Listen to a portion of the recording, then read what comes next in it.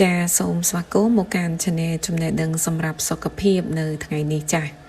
ថ្ងៃនេះ Channel យើងខ្ញុំនឹងធ្វើការរៀបរាប់ក៏ដូចជាណែនាំពីសារៈប្រយោជន៍នៃភេសជ្ជៈមួយមុខទៀតចាដែលខុសពីភេសជ្ជៈមុនគឺសម្បុកត្រចៀកកម្មចា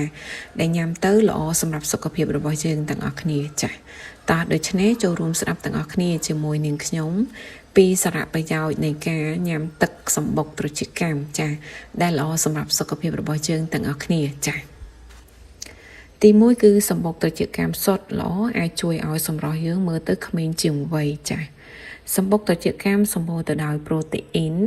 collagen សារធាតុរ៉ែនិងសារជាតិបំប៉នជាច្រើនទៀត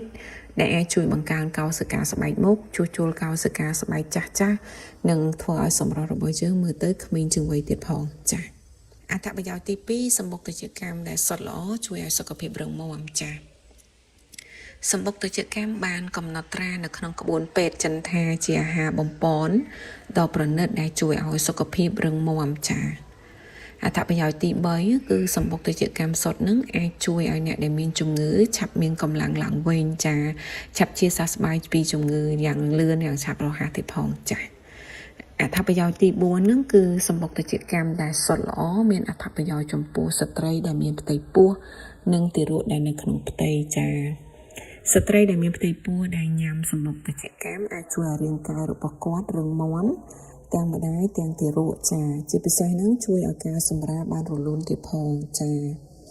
អត្ថប្រយោជន៍ទី5សម្បុកត្រចៀកកម្មសុទ្ធល្អជាអាហារបំប៉នដ៏ល្អបំផុតសម្រាប់ការលូតលាស់របស់កូនក្មេងចាអត្ថប្រយោជន៍ទី6នោះគឺសម្បុកត្រចៀកកម្មដែលសុទ្ធល្អក៏ជួយបង្កើនប្រព័ន្ធភាពស៊ាំនិងជួយសម្រួលដល់ការដកដង្ហើមចាសម្បុកត្រចៀកកម្មសម្បូរទៅដោយសារធាតុក្លូកូប្រូតេអ៊ីនចាដែលអាចជួយបង្កើនប្រព័ន្ធភាពស៊ាំដែលអាចជួយការពាររាងកាយយើងពីជំងឺឆ្លងផ្សេងៗបានយ៉ាងមានប្រសិទ្ធភាពចាអត្ថប្រយោជន៍ទី7សម្បុកត្រចៀកកម្មដែលសុទ្ធល្អនឹងជួយសម្រួលដល់ការរំលាយអាហារចា